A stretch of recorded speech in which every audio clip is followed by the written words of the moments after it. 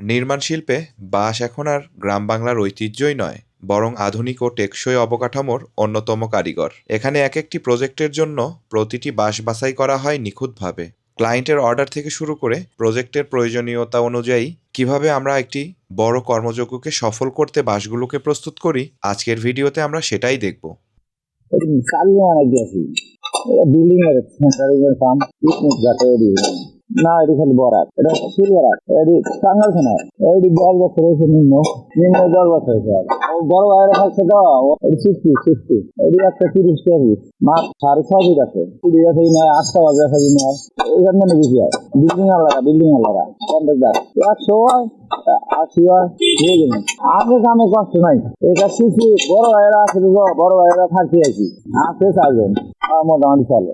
অন্তনে ব্যবহার বাড়া যায় আসতে আর দামের খরচ হয়।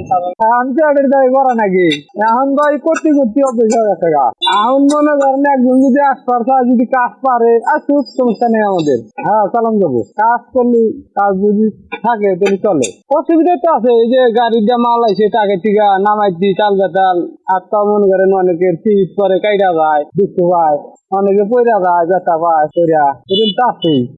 ওরা লোক বেশি থাকলে যাই, ওই যে ওটা লেখাই আমাদের জামালপুর ডিস্ট্রিক্ট না, ওই দেশে চলে না। এটার নাম হামার, আমাদের আছে এটার বলে হাইডা বলে, আর অনেক জায়গায় মুগুর বলে। এটার নাম এই জায়গায় হামার কয়, আমাদের দেশে কয় হাইডা।